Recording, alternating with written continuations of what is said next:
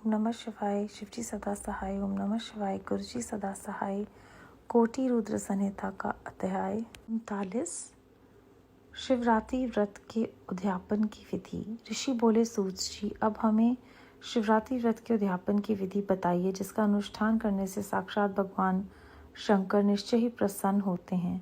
सूत जी ने कहा, ऋषियों, तुम लोग भक्ति भाव से आदर पूर्वक शिवरात्रि के उद्यापन की विधि सुनो, जिसका अनुष्ठान करने से यह व्रत अवश्य ही पूर्ण फल देने वाला होता है। लगातार 14 वर्षों तक शिवरात्रि के शुभ व्रत का पालन करना चाहिए। त्रयोदशी को एक समय भोजन करके चतुर्दशी को पूरा उपवास करना चाहिए। शिवरात्रि के दिन नित्य कर्म संपन्न करके शिवालय में जाकर विधि पूर्वक शिव का पूजन करें।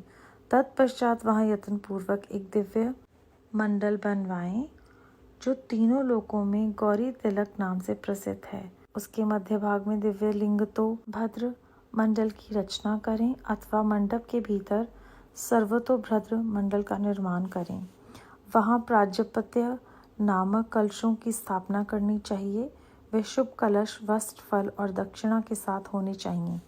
उन सबको मंडप के पार्श्व भाव में बलपूर्वक स्थापित करें। मंडप के मध्य भाग में एक सोने का अथवा दूसरी धातु, तांबे आदि का बना हुआ कलश स्थापित करें।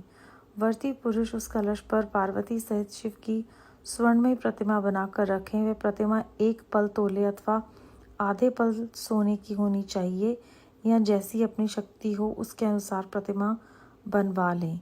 वाम भाग में पार्वती की और दक्षिण भाग में शिव की प्रतिमा स्थापित करके रात्रि में उसका पूजन करें। आलस्य छोड़कर पूजन का काम करना चाहिए। उस कार्य में 4 त्रिविजों के साथ एक पवित्र आचार्य का वर्ण करें और उन सब की आज्ञा लेकर भक्ति पूर्वक शिव की पूजा करें। रात को प्रत्येक पहर में पृथक पृथक पूजा करते हुए जागरण करें। व्रती पुरुष भगवत संबंधी कीर्तन, गीत एवं नृत्य आदि के द्वारा सारी रात बिताए। इस प्रकार विधिवत पूजन पूर्वक भगवान शिव को संतुष्ट करके प्रातःकाल पुनः पूजन करने के पश्चात सविधि होम करें। फिर यथाशक्ति प्राजापत्य विधान करें। फिर ब्राह्मणों को भक्ति पूर्वक भोजन कराएं और यथाशक्ति दान दें। इसके बाद वस्त्र, अलंकार तथा आभूषणों द्वारा पत्नी सहित ऋत्विजों को अलंकृत करके उन्हें विधि पूर्वक पृथक पृथक दान दें। फिर आवश्यक सामग्रियों से युक्त बछड़े सहित गौ का आचार्य को ये कहकर विधि पूर्वक दान दें कि इस दान से भगवान शिव मुझ पर प्रसन्न हो। तत्पश्चात कलश सहित उस मूर्ति को वस्त्र के साथ वृषभ की पीठ पर रखकर संपूर्ण अलंकारों सहित उसे आचार्य को अर्पित कर दें। इसके बाद हाथ जोड़ मस्तक झुका बड़े प्रेम से गदगद वाणी में महाप्रभु महेश्वर देव से प्रार्थना करें। प्रार्थना। देव देव महादेव शरणागत वत्सल वर्तेनानेन देवेश कृपान कुरु मोमि पर मया भक्तयुनुसारेण व्रतमेतत् कृत शिव न्यून संपूर्णता यतु प्रसादत्व शंकर ज्ञानादि व ज्ञानाजन पूजादिक मया कृत तदस्तु कृपा सफल तव शंकर। देव देव महादेव शरणागत वत्सल देवेश्वर, इस व्रत से संतुष्ट हो आप मेरे ऊपर कृपा कीजिए। शिव शंकर, मैंने भक्ति भाव से इस व्रत का पालन किया है। इसमें जो कमी रह गई हो वो आपके प्रसाद से पूरी हो जाए। शंकर, मैंने अनजान में या जानबूझकर जो जब पूजन आदि किया है वे आपकी कृपा से सफल हो। इस तरह परमात्मा शिव को पुष्पांजलि अर्पण करके फिर नमस्कार एवं प्रार्थना करें। जिसने इस प्रकार व्रत पूरा कर लिया उसके उस व्रत में कोई न्यूनता नहीं रहती।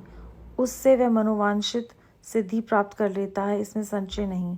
अध्याय 39 समाप्त। इस अध्याय में हमने शिवरात्रि व्रत के उद्यापन की विधि के बारे में जाना और प्रार्थना करते हुए अंत में ऐसा कहने की प्रेरणा मिलती है कि भक्ति भाव से मैंने ये व्रत किया है, लेकिन जो भी कमी रह गई है वो आप पूरी कर दें। आप ही की कृपा से ये सब कुछ सफल होगा और जो कुछ भी है वो पुष्पांजलि के रूप में शिव जी को अर्पण करके नमस्कार करके प्रार्थना करें। और कहते हैं जिसने भी इस प्रकार व्रत पूरा कर लिया उसके सारे मनोवांछित फलों की प्राप्ति हो जाती है। उससे हम सच में बहुत भाग्यशाली हैं कि गुरु जी ने हमारी आध्यात्मिक जो ये यात्रा है वो बहुत ही सरल कर दी है। उन्होंने हमें किसी व्रत करने को नहीं कहा, सिर्फ़ और सिर्फ उनके नाम सिमरन की ही प्रेरणा दी है। उन्होंने हमें बेअंत शुक्राना गुरुजी महाराज, बेअंत शुक्राना। ओम नमः शिवाय। शिव जी सदा सहाय। ओम नमः शिवाय। गुरुजी सदा सहाय।